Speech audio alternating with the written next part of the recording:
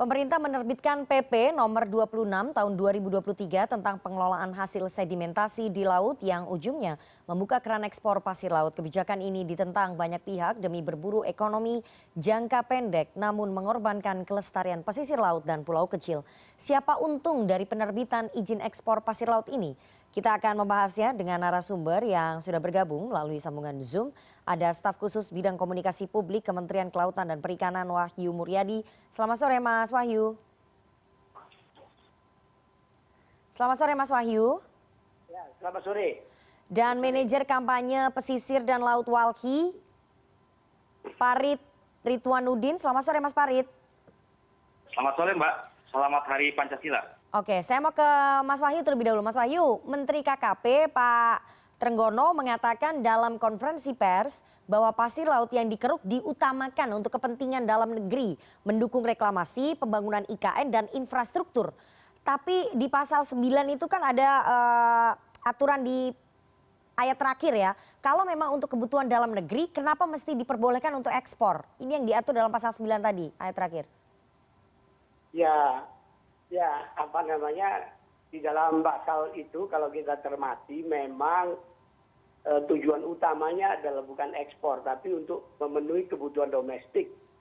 Di antaranya adalah kalau ada pembangunan infrastruktur yang menyangkut pembangunan di pesisir, misalnya pembangunan jeti, mau bangun reklamasi segala macam yang faktanya memang banyak sekali permintaan dari berbagai khalayak untuk melakukan reklamasi, maka Pak Menteri Kelautan dan Perikanan, Pak Sakti Wahyu Trenggono, bukan Wahyu Sakti Trenggono ya, Sakti Wahyu Trenggono mengatakan bahwa syarat dari reklamasi itu selain harus mendapatkan izin PKKPRL, ya, izin pemanfaatan dari Kementerian Kelautan dan Perikanan, juga bahan yang dipakai untuk melakukan reklamasi yaitu hanyalah atau harus berasal dari pasir sedimentasi. Oke. Gitu Mbak. Nah itu banyak sekali permohonan dari Kepulauan Riau, di Surabaya sampai ke IKN nanti itu pasti banyak ingin melakukan reklamasi. Nah setelah dari itu eksesnya atau lebih dari setelah kebutuhan domestik itu maka barulah kemudian boleh diekspor. Ekspor. Nah untuk urusan ekspor ini adalah harus mendapatkan izin daripada tentu saja Kementerian Perdagangan. Pak Wahyu, bahwa niatannya untuk keperluan di dalam negeri itu adalah satu hal yang mungkin bagus begitu ya. Tapi keran ekspornya yang dibuka itu kan yang kemudian menjadi masalah. Kenapa keran ekspornya harus dibuka Pak Wahyu? Kenapa jadi masalah? Ya tujuannya apa? Ekspor itu tujuannya untuk apa? Ya, untuk menambah pendapatan negara kan Pak Wahyu? Ekspor ya untuk diperdagangkan. Oke. Kenapa pemerintah setelah 20 tahun baru membuka keran ekspor ini? Kenapa baru diperdagangkan sekarang? Apakah ingin menambah pendapatan negara atau seperti apa Pak Wahyu? Yang harus sekali lagi dicermati adalah bedanya dengan rezim yang terdahulu. Kalau lebih dahulu itu adalah pertambangan ya, atau penambangan yang waktu itu harus diakui untuk otokritik kita semuanya adalah cara-caranya, tata kelolanya tidak begitu baik, tidak begitu benar secara lingkungan sehingga banyak merusak lingkungan dan merugikan negara kita. Jadi banyak mudorotnya lah orang bilang daripada manfaatnya. Oke, jadi PP yang sekarang lebih banyak untungnya ya daripada mudorotnya, begitu Pak Wahyu? Lebih banyak mudorotnya daripada manfaatnya pada waktu itu. Kalau yang sekarang, PP yang sekarang ini lebih banyak untungnya jadi ya menurut Kementerian KKP ya? Kalau yang sekarang ya tentu saja maksudnya adalah niat baik ini adalah diharapkan tentu saja harus memberikan kemanfaatan yang benar untuk sebesar kemakmuran bangsa dan negara ini. Gitu Kalau untuk kemanfaatan sebesar-besarnya, saya ingin tanya, Pak Wahyu, ini informasi beredar kencang ya di kalangan wartawan bahwa kami dengar ada pengusaha swasta yang sebetulnya mendorong PP ini diterbitkan sejak setahun lalu. Dan pengusaha ini berkongsi dengan beberapa pejabat di lingkaran pemerintah agar PP ini terbit. Karena yang berkepentingan nanti untuk menghisap ataupun mengeruk pasir adalah perusahaan dari pengusaha ini. Pak Wahyu, jawaban Anda seperti apa? Ya, kalau rumor itu saya nggak tahu, nggak pernah dengar ya. Cuman kalau kemudian yang akan datang siapapun yang kira-kira berminat untuk melakukan pengelolaan sedimentasi laut ini, termasuk membersihkan ekosistem laut kita dari sedimentasi sehingga tercipta laut yang sehat, prinsip menjaga ekologi, siapapun dibuka. Nanti prinsipnya adalah harus selain kehati-hatian adalah transparansi, akuntabilitas. Jadi siapapun boleh, termasuk Tiffany kalau punya perusahaan yang tertarik untuk melakukan pembersihan sedimentasi, boleh, silahkan. Di sini dengan Nana ya Pak Wahyu ya. Oke. Oh, sorry, si Nana ya. Oke. Sorry, Nana. Ya, jadi siapapun boleh melakukan ya. Tapi yang kami dengar sudah ada monopoli sebetulnya. Tentu saja sepanjang memenuhi syarat dan ketentuannya. Oke. Ya kan? Jadi Dan rumor harus ada misalnya prinsip harus menjaga ekologi. Ya. Prinsip juga harus menggunakan alat untuk pembersihan sedimentasi itu dengan alat yang ramah lingkungan. Oke, baik. Seterusnya dan seterusnya. Melakukan pengerukan, nanti saya akan tanya lebih dalam soal pengerukannya ya. Tapi saya mau ke Walhi terlebih dahulu. Mas Farid, apakah kemudian penerbitan PP nomor 26 tahun 2023 tentang pengelolaan hasil sedimentasi di laut ini, menurut Walhi dan menurut aktivis lingkungan yang lain seperti Greenpeace juga, akal-akalan eksploitasi pasir laut tapi berkedok pelestarian lingkungan melalui pemanfaatan sedimentasi, istilahnya ini greenwashing, begitu gak sih Mas Farid? Ya, saya ingin sampaikan di awal ya bahwa tujuan utama dari PP ini sebetulnya kepentingan bisnis. Oke. Dikemas oleh bahasa saintifik ya. Jadi pakai istilah sedimentasi, kemudian di dalamnya itu menggunakan istilah pemanfaatan ya, padahal sebetulnya penambangan juga faktanya nanti di lapangan. Nah, yang kedua yang ingin saya sebut begini, PP ini saya kira sangat dibutuhkan di tengah situasi laut kita yang tidak sehat. Kenapa saya bilang begitu? Karena kalau kita baca ya, indeks kesehatan laut Indonesia itu rankingnya Mbak di atas 120. Oke. Jadi kita Indonesia yang punya laut besar ini, itu status laut sehat itu tidak masuk 10 besar. Ya. Tapi di atas 120 rankingnya indeks kesehatan laut kita. Nah, ditambah dengan PP ini, maka saya kira akan memperparah ya kerusakan laut. Nah, ditambah hari ini kita tahu ya, ada kenaikan suhu 1,1 derajat Celcius dibandingkan dengan revolusi industri. Jadi kenaikan suhu ini akan mempercepat ya air laut naik, kemudian pemanasan di dalam laut sendiri, sehingga mempercepat adanya pemutihan terumbu karang. Nah, saya kira apa yang diputuskan ya, apa yang ditulis di dalam PP ini, itu akan semakin memperparah kehancuran laut kita. Oke. Nah, lalu yang lain yang perlu saya sampaikan begini, ini soal sedimentasi ya. PP ini itu memukul rata semua yang ada di laut itu sedimentasi ya. Dia tidak membedakan tuh pasir misalnya yang alami ada di situ dengan pasir yang berasal dari darat. Saya ingin kasih pernyataan begini. Kalau ngomong sedimentasi ya, itu kan berasal dari luar. Dan yang harus dibereskan adalah hulunya. Tidak ada kerusakan di darat. Saya kasih contoh. Ketika kita membicarakan tambang PT Freeport ya di Papua, dia membuang limbahnya ke sungai, kemudian berakhir di laut-laut tuh, berakhir di lautan di selatannya Papua. Nah, yang harus dibereskan adalah bukan membersihkan limbah yang ada di laut. Tambang yang ada di laut diselesaikan. Ya. Karena percuma kalau dibereskan, ya, dibersihkan sedimentasi atau pasir yang ada di lautnya sebagai akibat dari pembuangannya PT Freeport, maka kerusakan ini akan terus terjadi. Nah, maka di dalam PP ini saya kira ada kecacatan logika ya, ada kecacatan cara berpikir ya, yang hanya melihat di hilir, sementara di hulunya nggak diselesaikan. Oke, Mas Farid, Anda katakan bahwa penerbitan PP ini murni kepentingan bisnis, artinya penerbitan PP ini memang tujuan awalnya untuk ekspor, begitu kan? Ya, di sini ada dua tujuan besar sebetulnya. Satu ekspor tentu ya. Yang kedua reklamasi. Ya. Kami di WAPI itu mencatat, Mbak, sampai 2040 itu ada hampir 4 juta hektar untuk kepentingan reklamasi di Indonesia. Ya. Jadi ini jumlah yang sangat besar sekali dan ini artinya akan memicu kerusakan lebih dahsyat ya dibanding sekarang. Dan kita tahu wilayah-wilayah reklamasi di Indonesia itu kebanyakan untuk kepentingan bisnis. Di Jakarta kita lihat di Bali yang ditolak oleh masyarakat, di Makassar, ya di CPI. Di mana-mana orang menolak reklamasi. Karena apa? Tidak ada kepentingan masyarakat, merusak lingkungan. Nah, yang kedua, ini soal ekspor. Ya. Kita tahu hari ini Singapura itu sedang merencanakan perluasan pelabuhan sampai 2030. Selain Singapura, saya perlu sebut Mbak, hari ini China itu sedang membangun pulau-pulau buatan di Laut Cina Selatan untuk memperluas kepentingan militernya. Nah, saya kira ya dua negara ini yang akan sangat diuntungkan Oke. oleh kebijakan ini, begitu. Oke, tapi Mas Farid, Anda mendengar nggak bahwa memang PP ini sejak lama didorong oleh pengusaha tertentu agar terbit karena untuk kepentingan bisnis tadi sudah jelas ini tujuannya, bahkan kapal hisapnya saja itu sudah dibeli dan saat ini nganggur. Mas Anda nggak dengar, kita wartawan aja dengar Mas Farid. Ya, saya mendapatkan kabar yang beredar di kawan-kawan jurnalis ya.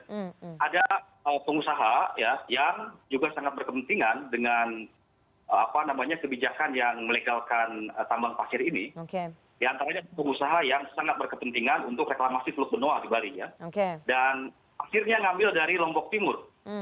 Ya, dan kita tahu nelayan-nelayan di Lombok Timur itu sudah melawan ya, dan tetap saja tidak diindahkan kepentingannya, kemudian keberatannya. Dan kita harus tahu nelayan-nelayan di Lombok Timur itu sekarang harus melaut ya. Ya, Bukan baik. sekarang, artinya ketika waktu itu ditambang, mereka harus melaut ke perairan Sumba. Iya, iya. Ketika tambang pasirnya dihentikan, mereka kemudian bisa, ya, karena ada pemulihan di situ, mereka bisa menangkap lagi di wilayah tangkap mereka di Lombok Timur. Oke. Nah ini fakta ya, yang saya kira harus dijelaskan kepada publik bahwa Oke. Itu yang akan bentuk dihasilkan transparansi adalah itu kerusakan, tadi. kerugian masyarakat. Oke. Masyarakat akan semakin miskin Ya. dengan kebijakan ini. Bentuk transparansi harus dijawab oleh Mas Wahyu. Mas Wahyu, pertanyaan selanjutnya, siapa yang akan melakukan pengerukan pasir laut itu? Apakah pengusaha tadi yang saya sebutkan bahwa sudah punya kapal, kapalnya sekarang nganggur, sudah beli dari setahun yang lalu, itu perusahaan swasta? Mas Wahyu? Ya ada itu. Ya ada, saya nggak dengar, minimal saya tidak dengar. Oke. Kalau Anda mendengar siapa mereka, sebutkan aja supaya transparan. Oke, sekarang saya Transparan aja. tanya. Kalau Anda tidak mau sebut, perusahaan saya tanya. Perusahaan itu namanya ini gitu loh. Oke, siapa Jadi, yang melakukan saya nggak pengerukan dengar. pasir lautnya itu siapa Pak Wahyu nanti? Kenapa? Siapa yang akan melakukan pengerukan pasir lautnya itu nanti siapa? Yang akan melakukan pengelolaan adalah tentu saja para pihak, siapa saja, tentu saja badan hukum ya, yang memenuhi syarat. Swasta atau Ya, BUMN, memenuhi Pak syarat Wahyu? Untuk melakukan pekerjaan ini. Swasta atau Dengan BUMN? spesifikasi tertentu dengan syarat-syarat yang ketat ini. Oke. Jadi itu akan dibuka kepada publik siapapun, ya kan, siapapun tanpa pandang bulu. Oke. Ya kan? Jadi tidak ada maksud dari PP ini yang berujung pada pengusahaan tadi itu, ya kan, untuk kemudian ujung-ujungnya adalah memberikan keuntungan pada pihak tertentu saja. Oke.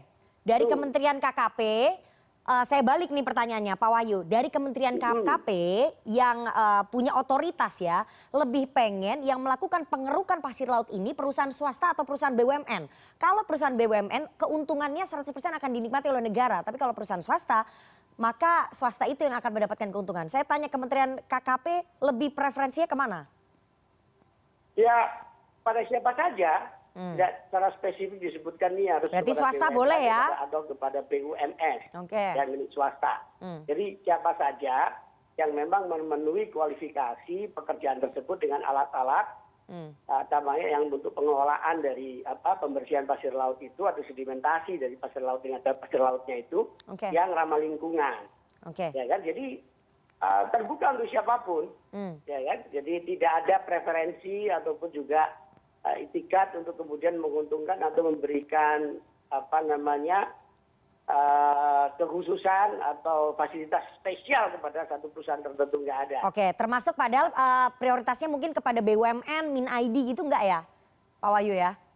Boleh, MinID juga boleh. Jadi gini, Oke. intinya ini kan saya tarik lagi kepada apa yang namanya kewajiban KKP menurut pasal 56 Undang-Undang Kelautan yang memang harus dinyatakan di situ bertanggung jawab memelihara menjaga kesehatan laut. Nah kebetulan ini ada gangguan yaitu yang namanya sedimentasi. Nah sedimentasi ini dilalah, ini yang mungkin bisa berkah juga karena tempat kita, perairan kita itu pertemuan dari arus laut, ada peristiwa oceanografi, Oke. sehingga berkumpullah titik-titik sedimentasi banyak sekali di Indonesia. Ya. Maka ini juga harus dibersihkan karena dia mengganggu keseimbangan ekosistem laut menurut para ahli yang kami peroleh. Oke. Ada beberapa artikelnya itu. Nah kemudian inilah yang harus dibersihkan. Dibersihkan dan dikelola dengan baik dan benar, secara proper dan benar lah. Nah untuk itu nanti akan ditawarkan pada siapapun. BUMN maupun BUMS, swasta, untuk siapa yang mau partisipasi untuk mengambil, membersihkan sedimentasi ini. Oke. Nah, sedimentasinya itu tidak sembarangan, tidak semua dari Sabang sampai Merauke dibuka, enggak.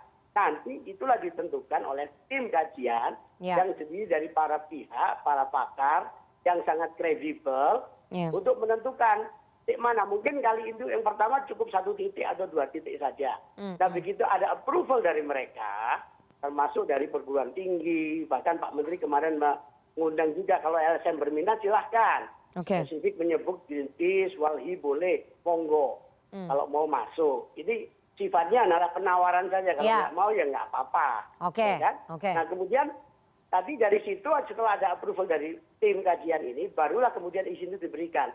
Tapi manakala tidak ada approval dari mereka, ada keberatan dari nelayan, mengganggu ekosistem laut kita, mengganggu nelayan-nelayan kita, protes dan seterusnya, tidak akan diberikan izin itu.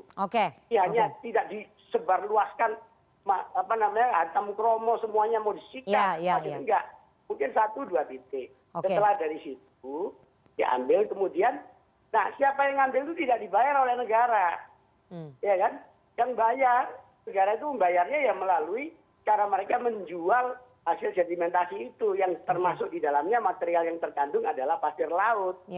Wah itu, nah, itulah honor mereka atas pengerukan atau pembersihan sedimentasi itu dari situ. Baik. Itu Mbak Nana. Oke, kita dapat kabar 1 tonnya dihargai $1. Gak tahu nih nanti kenyataannya seperti apa. Belum, permennya aja belum. Jadi yang ada kan baru peraturan pemerintah sebagai payung hukum. Untuk apa? Supaya memberikan kepastian usaha. Ya kan? Untuk memastikan siapa yang akan berminat itu nanti ingin tahu apa dasar hukumnya. KKP kok tiba-tiba ngasih kerjaan ke kami. Ini dasarnya permen. Kalau permen nggak kuat lah. Ya kan? Perlu peraturan pemerintah. Nah, dibikinlah peraturan pemerintah ini. Nah nanti turunannya dibikin peraturan menteri yang mengatur lebih teknis. Dilakukan juga nanti keputusan menteri. Nah ini masih belum. Sedang dalam proses. Saya mau kembali lagi Mas Farid. Tadi Pak Wahyu mengatakan bahwa semua pihak dipersilahkan untuk mengeruk begitu ya, ataupun melakukan proses pengerukan karena memang yang memiliki kualifikasi.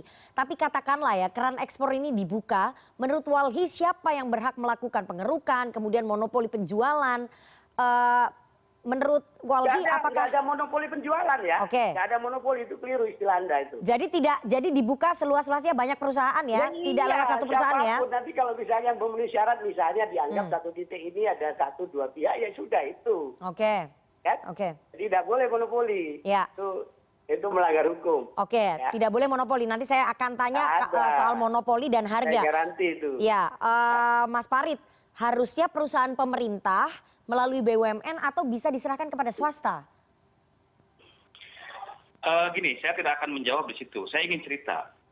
Sudah ada pernyataan resmi ya dari Kementerian Keuangan mengenai hasil yang didapat dari tambang pasir 20 tahun lalu, yang sudah di moratorium 20 tahun lalu.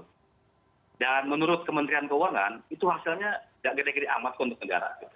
Siapa sih yang yang kedua? Sekarang atau nanti yang kedua, ini yang kedua yang siapa yang diuntungkan, Mas Farid? Sebentar, siapa yang diuntungkan menurut Kementerian Keuangan dari ekspor itu? Tidak disebutkan, tapi dia menyebutkan jumlahnya sangat kecil dari income-nya itu dari tambang pasir laut itu. Untuk negara tuh jumlahnya lebih kecil ya? Ya, keuntungannya sangat kecil, keuntungan ekonomi. Tapi kerugian lingkungannya jangka panjang tuh, antar generasi ya. Nah yang kedua, boleh saya koreksi. Sebentar Mas Wahyu, sebentar. Saya beri kesempatan dulu ke Mas Farid. Silakan. Saya mau sampaikan begini, kalau pemerintah mengklaim ini untuk keberlanjutan ekosistem laut yang sehat, coba cek di PP itu. Apakah di konsiderannya itu menyebut undang-undang lingkungan hidup nggak? Menyebut undang-undang pesisir nggak? Menyebut nggak undang-undang misalnya pelayaran nggak di situ? Menyebut nggak undang-undang keanekaragaman hayati nggak? Di PP itu, Pak Wahyu, konsiderannya hanya undang-undang dasar dan undang-undang kelautan. Jadi menurut saya kosong itu kalau bicara keberlanjutan laut, ya, kesehatan laut. Kalau di PP-nya aja pilih-pilih dasar hukumnya. Saya kira PP itu pilih-pilih dasar hukumnya. Ini kekeliruan berpikir sejak awal itu harus dicabut, Pak. Coba cek itu konsiderannya. Nggak ada itu undang-undang pesisir pulau kecil, undang-undang pelayaran, undang-undang keanekaragaman hayati. Jadi kalau kita ngomong kesehatan laut, mana? Nggak ada dasarnya di PP itu. Pada 2 undang-undang di dasarnya, Pak.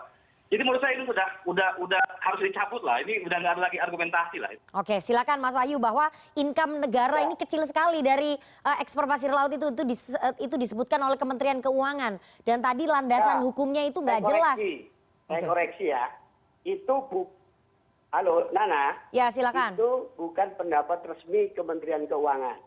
Saya sudah mendapat jawaban dari Kementerian Keuangan, dari juru bicaranya, bahwa itu bukan pendapat resmi Kementerian Keuangan. Itu hanya pendapat dari direktur fiskal di situ.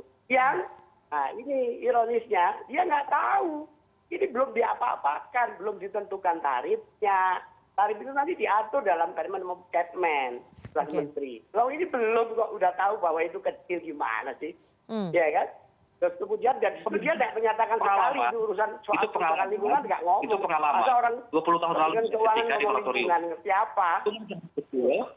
Oke, Mas Wahyu, itu pengalaman 20 tahun yang lalu pada saat ekspor itu di moratorium. Ya, kerugiannya sangat besar, banyak pulau-pulau tenggelam. Jadi saya kira kita tidak bisa berpikir ekonomi jangka pendek. Kita tidak bisa menggadaikan kedaulatan kita. Kita tidak bisa menjual tanah air kita ke asing. Setuju. Jadi, Nana, yang diingatkan oleh semua kalangan pegiat lingkungan, Ibu Susi Pujiastuti, Pak Farid Ridwanuddin dari Walhi, Greenpeace, dan semua LSM, itu nggak ada yang salah. Benar semua. Jadi jangan lupakan ekologi, ekosistem laut kita harus dijaga dan disehatkan. Itu betul. Nah, prinsip yang dipakai sebagai satu prinsip dan juga filosofi dari peraturan pemerintah itu, PP yang sekarang ini sedimentasi di laut ini adalah dengan prinsip itu tetap menjaga ekosistem itu. Untuk tahu bahwa itu ekosistem itu dirusak atau tidak dari mana, dia dari ada tim nanti yang akan melakukan, tim yang sangat kredibel yang merupakan lintas kementerian dan lembaga, dari perguruan tinggi, dari LSM, segala macam. Kalau mau bergabung, silakan dan mengatakan ini kita tidak memberikan approval, kita tidak akan memberikan izin. Jadi tidak boleh kepentingan apapun dari PP ini ya untuk kemudian mengabaikan aspek penjagaan lingkungan itu. Itu nggak benar, nggak boleh. Mas Wahyu, saya mau tanya. Tadi dikritik ada konsideran yang tidak sempurna. Terima kasih masukannya. Tadi akan saya sampaikan. Jadi diakui ya bahwa dari PP ini landasan hukumnya terutama di konsideran tadi tidak memenuhi aspek-aspek undang-undang keanekaragaman hayati, kemudian undang-undang pesisir, begitu ya? Jadi kurang ya? Menurut beliau tidak lengkap, hanya diambil dari rujukan-rujukan yang menguntungkan saja. Gitu loh. Ya kan? Jadi nanti harus saya teliti lagi itu konsiderannya. Oke, Mas Wahyu, saya mau tanya, sanksinya apa bagi perusahaan-perusahaan yang kemudian setelah pemanfaatan sedimentasi dari hasil laut ini kemudian menyebabkan kerusakan ekosistem laut ini, sanksinya apa? Saya mau tanya. Ya, sanksinya macam-macam, dari kena sanksi administrasi sampai penghentian operasi. Oke, jadi tidak ada sanksi pidana ya? Sanksinya ringan sekali ya, administratif saja kalau kita sudah baca. Memang berdasarkan Undang-Undang Cipta Kerja ini, semua aturan menyangkut perizinan ini adalah namanya itu lebih mengedepankan aspek-aspek non pidana. Pidana itu yang kesekian. Jadi originum remedium gitu. Ya kan? Jadi ya nggak apa-apa. Yang penting kan ada efek jerahnya dia dan dihukum untuk negara kan gitu. Kalau dia merusak akibat dari kelakuannya itu, perlakuan dari tindakannya itu, operasionalnya dia itu tidak ramah lingkungan dan mengubah ekosistem itu, maka dihitung itu kerugian-kerugiannya berapa, dan itu harus dibayar oleh perusahaan yang bersangkutan. Oke, jadi ada sanksi perdatanya ya, sanksi kerugiannya ada ya? Itu jangan diragukan. Untuk KKP yang sekarang ini, Menteri Kelautan Perikanan jelas. Ada PT perusahaan yang melakukan reklamasi sembarangan tanpa izin PKKPRL di Pulau Rupat, di Riau itu. Bisa stop. Ya kan, kasih garis merah, stop operasi. Kemudian aja di Pulau Bawah juga begitu. Bikin jetty atau apa gitu yang sudah kita yakini bahwa itu tanpa izin segala macam mengganggu biota laut segala macam, dihentikan. Stop. Saya mau ke Mas Farid dulu. Mas Farid, tadi kan Walhi dan juga Greenpeace sudah menggelar konferensi pers ya, sudah memutuskan bahwa tidak akan bergabung dalam tim kajian dari Kementerian KKP. Ini kemudian bagaimana ya? Nanti kan dikhawatirkan kalau tidak ada partisipasi dari Greenpeace dan juga Walhi, kemungkinan ya itu tadi konsiderannya saja banyak tidak menyertakan landasan-landasan hukum yang berkaitan dengan lingkungan. Apalagi kalau tim kajiannya kemudian tidak disertai oleh Greenpeace dan juga Walhi, apakah kemudian nanti tidak semakin membahayakan ini, Mas Farid? Tuntutan kami dari awal itu jelas bahwa ini PP ini harus dicabut. Oke. Pemerintah mau mengeluarkan kebijakan, maka doronglah kebijakan yang berorientasi pada pemulihan laut. Tadi di awal saya cerita, kita harusnya malu ya sebagai negara kepulauan, negara yang punya laut luas. Indeks kesehatan laut kita itu rankingnya di atas 120. Ya. Kita mau ngomong apa gitu ya dengan situasi ini. Yang kedua, suhu sekarang sudah naik 1,1 derajat Celcius. Ya. Kita mau ngomong banyak pulau-pulau yang tenggelam ya. Banyak desa-desa tenggelam, desa-desa pesisir di Indonesia. Kita mau ngomong apa dengan situasi ini? Maka kami di Walhi dengan tegas ya, kalau kebijakannya adalah mendorong eksploitasi, melanggengkan kerusakan, merugikan kehidupan masyarakat, maka Walhi ya tidak akan terlibat. Ya. Oke. Itu satu. Kedua, yang perlu ditegaskan adalah bahwa ketika masyarakat mempertanyakan legitimasi, mempertanyakan dasar, mempertanyakan alasan, lalu Menteri KKP kemarin di dalam konversinya malah kemudian ngajak Walhi sama Greenpeace untuk tergabung di dalam tim kajian. Saya kira itu bentuk pengalihan dari persoalan, substansi persoalan yang di PP. Oke. Bahwa kawan-kawan di kementerian itu tidak bisa menjawab secara substansi persoalan yang ada di PP ini. Gitu. Oke, membedakan baik. sedimentasi yang berasal di darat dengan pasir yang alami aja nggak bisa. Gitu. Ya. Jadi gimana kita mau bicara soal tim kajian gitu? Oke. Kalau memahami sedimentasi aja tidak bisa diselesaikan dari hulu, ya, saya kira itu bermasalah sekali cara memahami satu logik persoalan itu. Oke. Itu Mbak. Oke, kita lihat nanti bagaimana ujungnya. Semoga aspirasi dari teman-teman aktivis lingkungan ini bisa didengar ya, Mas Wahyu, oleh Kementerian Kelautan dan juga Perikanan, karena sekali lagi masa depan ekosistem laut kita sangat bergantung sekali dari penerbitan PP nomor 26 tahun 2023 ini. Jadi jangan sampai hanya untuk kepentingan bisnis. Justru dengan itu, menurut hemat saya ini, mungkin boros bagi kamu dan yang lainnya ya, harusnya teman-teman tuh mau diajak bergabung, masuk ke dalam. Dan ini nggak basa-basi, nggak formalitas. Dari awal, kalian dari awal ini banyak persoalan. Tunjukkan data-data. Nggak cocok, nggak kasih approval, selesai itu. Ya, ini waktu kita udah habis Bapak-Bapak. Nanti kita buka diskusi yang lebih panjang lagi. Oh ya. Oke, nanti kita buka diskusi yang lebih panjang lagi karena isu ini sangat menarik ya buat generasi milenial dan juga Gen Z. Tentu. Karena sekali lagi ekosistem laut kita sangat bergantung pada penerbitan PP ini. Semoga bisa dibereskan lagi ataupun dirapikan lagi semua aspirasinya dari teman-teman ini. Mas Wahyu, terima kasih sekali dua orang narasumber yang sudah bergabung. Saya catat nih semua. Oke. Terima kasih yang sudah bergabung pada sore hari ini. Ada staf sus Menteri Kelautan dan Perikanan, Mas Wahyu Muryadi, dan juga manajer kampanye pesisir dan laut Walhi, Mas Farid Ridwanuddin. Sehat selalu Bapak-bapak, terima kasih sudah bergabung. Terima kasih.